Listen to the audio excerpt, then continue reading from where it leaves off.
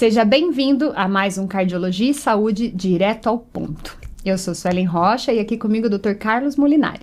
Olá, doutor. Olá, Suelen, tudo bem? Tudo ótimo. Doutor, vamos falar hoje sobre avanços tecnológicos na cirurgia cardíaca. Muito tema para falar sobre isso, né, doutor? Bastante. Muita coisa, né? Uhum. Doutor, então começa contando pra gente um pouquinho quais foram os avanços tecnológicos mais significativos que a gente teve dentro da área de cardiologia. Principalmente na área, vamos segmentar, na área de cirurgia cardíaca, por exemplo, Certo. a gente teve desde uma preservação do coração, soluções que preservam o coração com maior eficácia, eficiência e tempo, né? Hoje nós temos soluções que a gente injeta no coração e pode ficar com ele parado horas sem o menor problema, como coisas mais sofisticadas como marca-passos, como desfibriladores implantáveis, com altíssima eficiência, né, detecção da arritmia, tratamento, eles disparam quando é necessário, mas assim o tamanho deles diminuiu, a eficácia melhorou, a durabilidade deles melhoraram, né? Hoje nós conseguimos trocar uma válvula aórtica por punção femoral. Femoral é da região aqui do inguinal, né? Sim. Aqui da coxa. Você coloca um guia, vai lá... Pelo canal da veia, né, doutor? Isso. Vai lá pelos vasos, vai até a aorta e daí você implanta uma válvula sem ter que abrir o peito. Claro que tudo isso com indicações, né? Mas imagina uma coisa dessa, isso é quase que impensável, né? Sim. Quase que não, era Há totalmente anos atrás era impensável, né? Com certeza. Aí nós temos, por exemplo, as cirurgias minimamente invasivas, né? Então toda uma tecnologia que foi desenhada para cirurgias com pequenas incisões, né? Tipo de máquinas extracorpóreas. A gente tem, por exemplo, hoje na parte clínica a telemedicina, que consegue diagnósticos importantes remotamente, levando mais saúde e mais diagnóstico para lugares que não havia ainda. De forma mais rápida também, né, doutor? Mais rápida e mais precisa também. Sim. Né? Então são inúmeras. O robô, né, que hoje já tem um papel importante, né, em termos de cirurgia cardíaca, para você fazer a cirurgia tanto valvular como coronária, né? Isso que eu ia te perguntar, doutor, já que o senhor entrou no tema robô, a robótica ela é uma realidade dentro das salas de cirúrgica cardíaca? Ela é uma tendência aí para o futuro? Eu acho que você falou bem, uma tendência, né? Ela é uma realidade, né? Nós temos centros, inclusive aqui, né, onde a gente faz a parte robótica e tudo, mas ela tem, assim, dois limitantes ainda, né? Ela veio para o nosso país há não muito tempo, em termos de cardíaca. Então, tem que ter todo um treinamento da especialidade para que isso seja reproduzível em alta escala. Certo. E segundo, ainda os valores, né, que são valores bem acentuados, bem grandes, né, valores importantes, que nem todo mundo tem acesso a isso, né, e as instituições que precisam adquirir também e torná-lo pagável, né? Viável, né, doutor? Porque precisa comprar e pagar. Então tem que ter outras especialidades junto com a cardíaca que usem o aparelho, etc. Tal. Mas é uma tendência que vai ficar, sem dúvida nenhuma. Mas ainda no momento, se você quiser operar, você consegue aqui no Brasil, inclusive em Curitiba, sem problema nenhum. A única coisa é que você vai despender financeiramente um valor acentuado. E qual seria o papel dela hoje, doutor? O que ela vai melhorar? Ela vai tender a fazer incisões menores, ela vai ter maior precisão. E uma coisa bem importante, é todo um sistema. Ela também vai conseguir, por exemplo, ela primeiro se estuda a anatomia, né, de uma situação 3D ali, de toda uma anatomia 3D, e você vai atuar com o robô. Se você vê se o robô sentir que existe alguma coisa de diferente, avisa. Se tiver alguma hemorragia, etc., vai ser detectado e vai ser avisado. Instabilidade hemodinâmica, etc. Mas, principalmente, eu diria que é a precisão. Certo. Ele tira fora qualquer tremor do cirurgião, né? Porque ele não treme, né? E é feita aquele algoritmo, é seguido. Do início até o fim. Precisa só ser bem programado e tudo, né? Mas é espetacular. Eu acho que o que precisa é a reprodutibilidade, né? Então precisa treinar o pessoal, precisa adquirir bastante. Então como é que a gente consegue a reprodutibilidade? Treinando as pessoas, mas para treinar precisa ter os aparelhos. Então precisa ter bastante aparelho, bastante gente treinando. Vai ficar assim, uma cirurgia, é outra cirurgia. Eu imagino que isso deva ter acontecido quando a hemodinâmica surgiu, né? Isso. Para fazer por estente, tudo por vias. Exatamente. Os estentes foram progredindo. Antes era só a revascularização do miocárdio. Daí quando veio o estente, né, daí tem a revascularização do miocárdio por estente, né? Então, você não precisa abrir o peito nem nada em uma grande quantidade de pessoas, e os estentes foram melhorando, né? Sim. Daí os estentes viraram farmacológicos, duram mais, etc. Claro que tem as limitações deles também, mas melhorou. Então, como toda tecnologia, tem a implantação e o progresso e o processo todo, exatamente. E, doutor, as cirurgias minimamente invasivas, elas beneficiam o paciente em comparação com as técnicas tradicionais? Ou existe, assim, uma situação que essa não pode ser feita dessa forma, só dessa forma tradicional?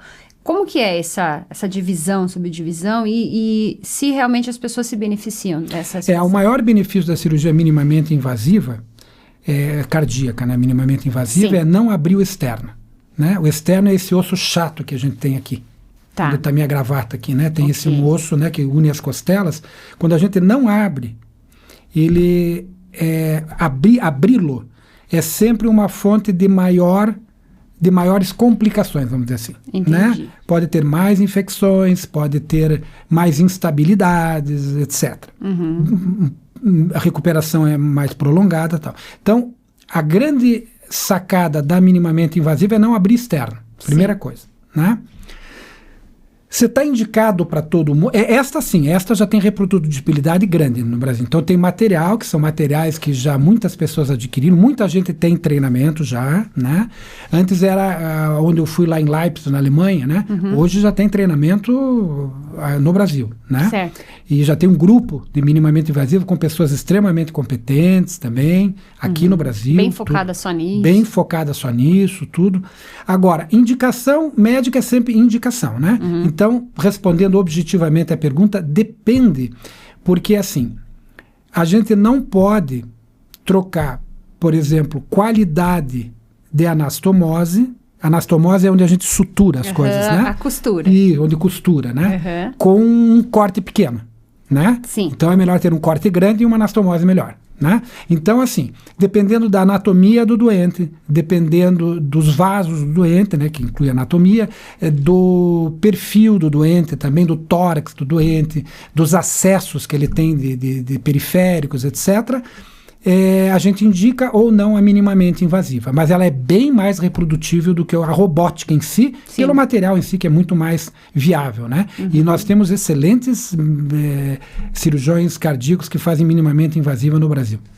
Doutor, para a gente entender, para o público leigo, assim como eu, a cirurgia minimamente invasiva cardíaca, ela como é? Porque o que a gente vê muito de maneira geral, na cirurgia geral, por exemplo, que são introduzidos cânulas, né, na pessoa e tal, e é feito a cirurgia através da vídeo e tudo mais. Como é essa tecnologia, né? Quando a gente está falando aqui do coração. Também é por vídeo ou é o corte menor? Para a gente entender se ela tem essa associação com a cirurgia geral, como que funciona? Para tornar uma coisa assim bem entendível. Bem didática, bem fácil de entender. Para a gente poder operar o coração, certo. Nós temos duas opções, ou fazer com o coração batendo ou com o coração parado. Certo. Se a gente fizer com o coração batendo, a minimamente invasiva é uma incisão pequena, normalmente embaixo da mama, né, de alguns centímetros, onde é colocado um afastador, chega no coração, por aquela mesmo local é dissecado, por exemplo, o enxerto que vai ser feito, né? Por escopia, etc. Tal, e daí você vai anastomosar. Costurar,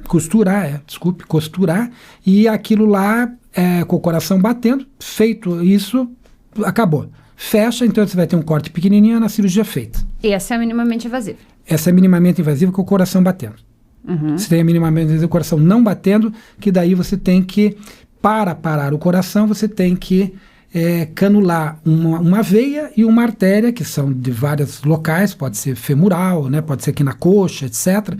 E daí você entra em perfusão, para o coração e faz da mesma forma o coração parado. O que é canular, doutor? Canular então, para a gente parar o coração, a gente instala uma máquina de extracorpórea que substitui o coração-pulmão. A máquina vai fazer o papel que o coração faz. Perfeito. Tá. E para você levar o sangue para ela e devolver para o corpo, precisa um para tirar e um para pôr. Um é veia, o outro é artéria. Entendeu? Tá. Então você canular significa colocar uma cânula na artéria e uma cânula na veia. Literalmente eu vou pôr um caninho ali para um entrar e o outro sair. E o outro sair. Isso. Vai para a máquina oxigena, faz o papel de bomba e de oxigenação, o coração fica paradinho, daí a pessoa vai... E a máquina vai daí o médico o resto vai... do corpo funcionar ali e o coração paradinho para ser operado. Isso, e daí, por uma incisão menor, ou eventualmente por escopia, vai fazer a cirurgia com incisões menores daí, né? Nossa, é bem complexo. Eu fico imaginando o coração parado. Mas, veja, eu gostaria até de colocar uma coisa. Existe um conceito também Sim. de cirurgia minimamente invasiva, quando você, por exemplo, não para o coração e você consegue fazer todos os enxertos arteriais, por exemplo, você tira uma mamária que para uma artéria que passa aqui, uma artéria radial que é aqui do braço, né?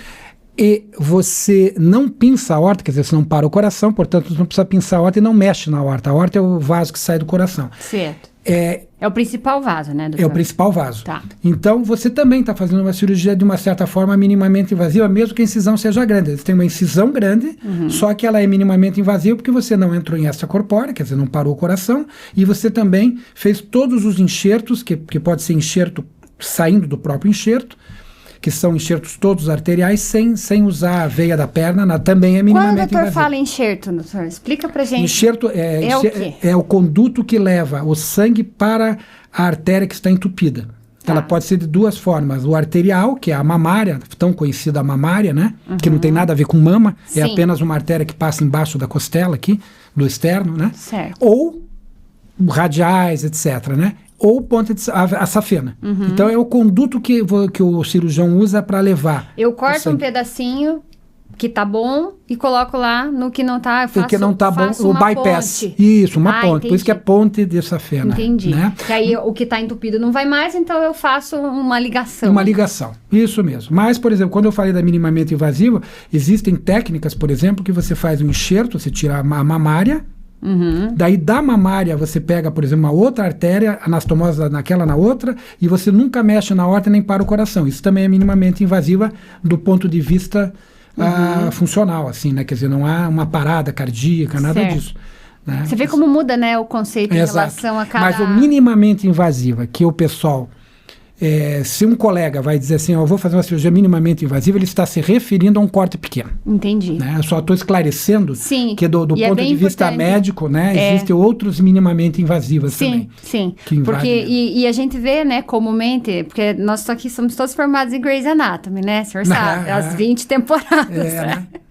Então a gente assiste na TV e aí você fica achando que é todo igual. E não é, né? Não é. Cada área vai ter um conceito do minimamente invasiva. Isso. E também é importante, doutor, eu acho que a gente falar que o minimamente invasivo, ele também pensa no pós-operatório, né? Que o minimamente invasivo vai fazer com que o pós-operatório seja melhor, né? Exato. Lembra que eu falei que o externo não é aberto? Sim. Como o osso externo não é aberto, a recuperação... Tem serviços hoje que opera minimamente invasivo, o paciente, 72 horas, está em casa. Né? Ele sai da sala de cirurgia acordado, inclusive. E isso há anos atrás levaria muito tempo para casa. Daí nós estamos voltando daí em tudo, porque a cirurgia cardíaca ela teve um progresso homogêneo, né? Sim. Então daí nós estamos falando de uma preservação cardíaca. Então, há muito tempo atrás, a gente fazia uma cirurgia cardíaca que levava 8 a 10 horas e que o paciente ficava um mês internado. Nossa! Hoje nós estamos falando de cirurgias mais rápidas, com menos incisão e que o paciente em 3 dias está em casa. Olha, é outro planeta. É outra, né? É. Eu lembro, quando eu era criança, a minha avó fez uma cirurgia cardíaca e era aquele corte enorme, né? E os pontos meio grosseiros, assim, ficava parecendo uma trança. E eu juro pra você, eu fecho os olhos, eu lembro daquele corte enorme. E hoje em dia a gente vê que as pessoas com um fiozinho, assim, um negocinho pequeno, né? Mais simples, vai pra casa. Então, evoluiu muito, né, doutor? Mas uma coisa bem importante também, sabe? Pra deixar claro pro pessoal, assim, a gente é entusiasta da minimamente invasiva, né? Sim. Mas a gente não pode menosprezar a cirurgia convencional. Existem cirurgias que eles devem ser feitas da forma convencional. Sim. Né? Que é a incisão grande, abrir o tórax, abrir o externo e dispor bem o coração para fazer uma coisa que seja capaz de ajudar o doente de verdade. Sim. Né? No sentido, não, vamos dizer assim, não tentar... e reinventar a roda também, entendeu? Claro. Então tem indicações e indicações. Né? Mas os colegas e a gente, hoje, se você consultando um cirurgião cardíaco, ele vai dizer o que é melhor. Ah, com certeza. Por isso que cada caso é um caso, Cada né, caso é um doutor? caso. Não tem. Exato. Não existe duas apenas pessoas iguais. Apenas para a gente não generalizar, né? Não generalizar e não fazer uma coisa assim da cirurgia convencional. Que é o bicho-papão. É, o bicho-papão. Na realidade... E não é, né? Muito pelo contrário. E, doutor, como que quais são os desafios dessa implementação das novas tecnologias nos hospitais brasileiros? Como que o senhor enxerga essas novas tecnologias aqui? O senhor que já foi para fora, já teve vivência no exterior, como que a gente consegue implementar? Quais são os desafios desses processos? Os desafios é a reprodutibilidade. Então, o que a gente é a mesma coisa, né? Então tem que treinar o pessoal para fazer. Para conseguir replicar.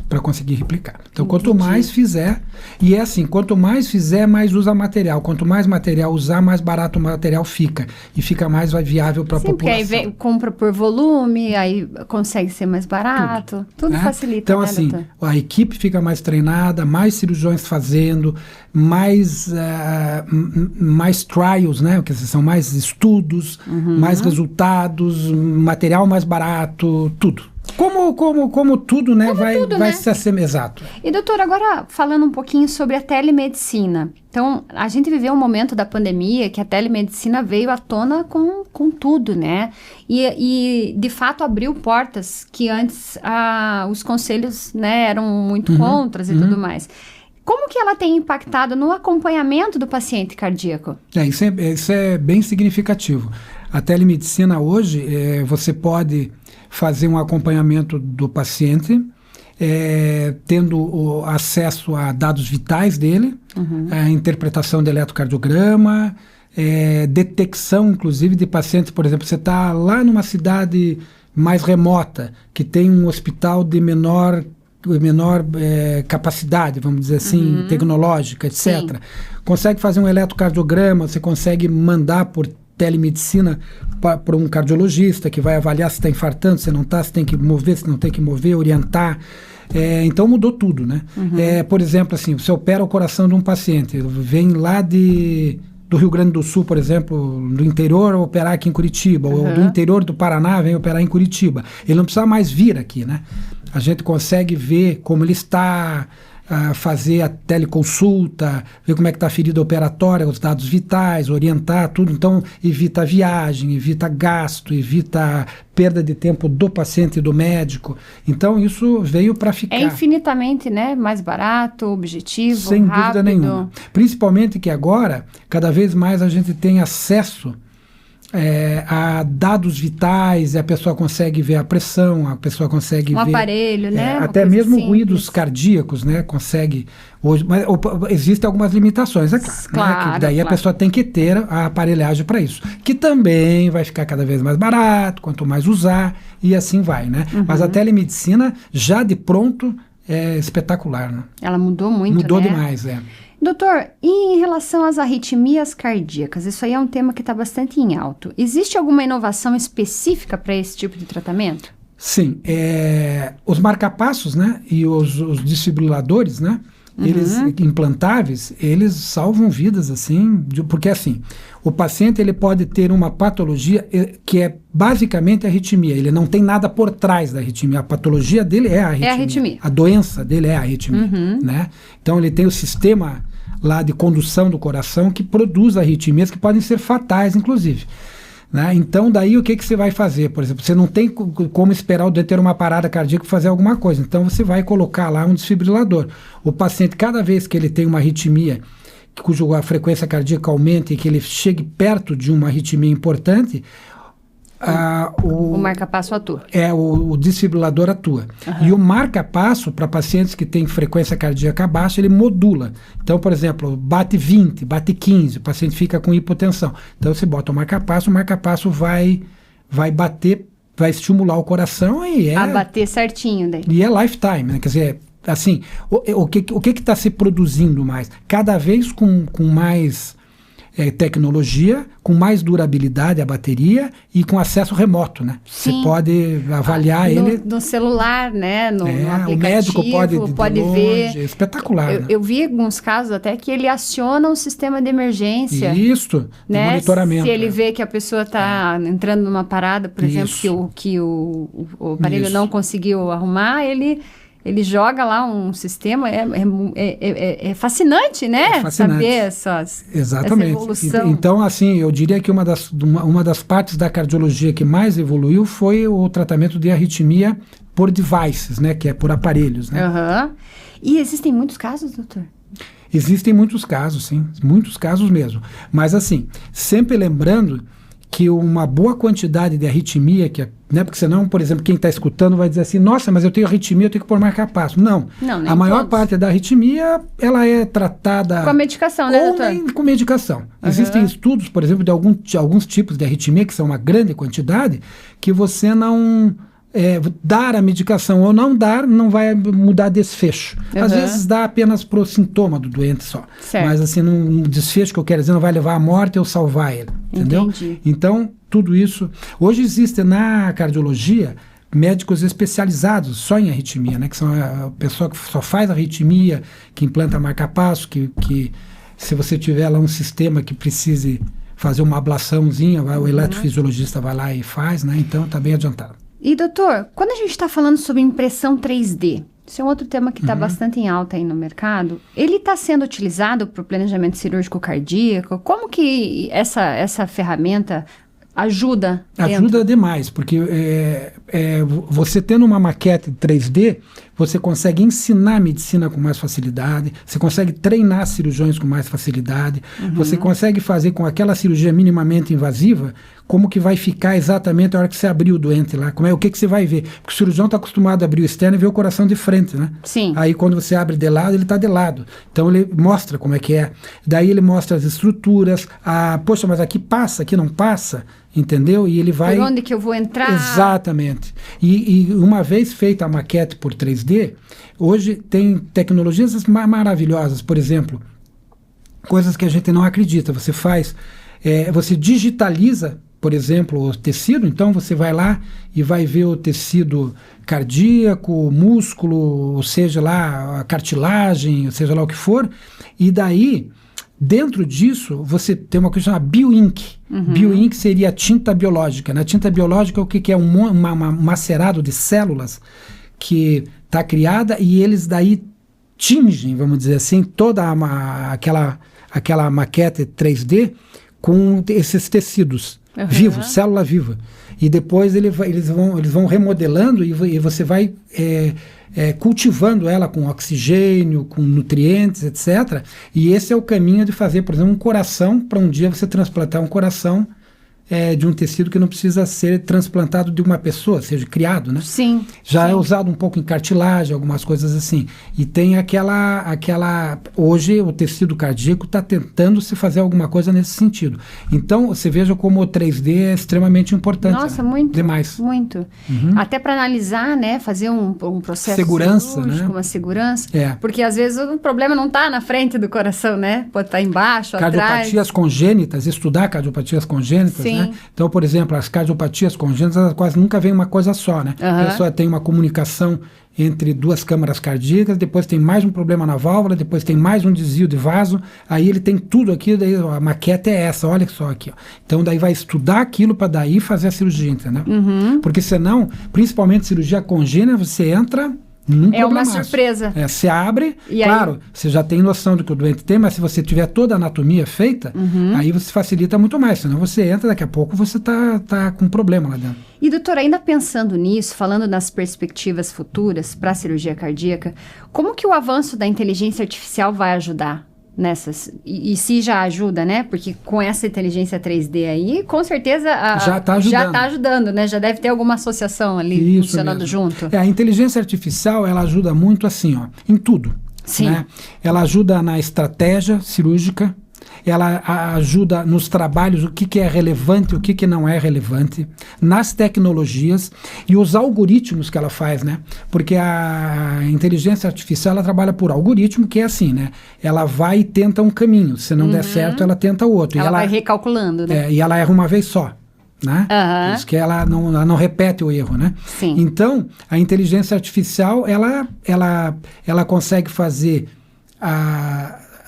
aproveitar, fazer toda a situação 3D, estudar isso, transmitir como deve ser feito e também quais as tecnologias que devem ser produzidas, né? Para que se alcance aquele objetivo. E eu acho que é um caminho que não tem volta. Ela vai calcular lá exatamente o que precisa ser feito e vai dar o laudo. Ó, faça assim, assado, que o sucesso vai ser grande. Exatamente. Então, é muito difícil você substituir algoritmo, né? Inclusive, vai calcular as estatísticas de sucesso, né? Exatamente. Com certeza. É assim que ela trabalha. Ó, se você for por essa estatística é tanto, por essa é tanto. Exatamente. Agora, você imagina... um monte de inteligência artificial no mundo hoje, analisando dados e trabalhando com você, né? Sim, eu vou dizer uma coisa para você. Teve um pessoal que fez alguns exames de imagem, então eles pegaram os melhores profissionais de imagem para interpretação de um exame X do coração, né? E...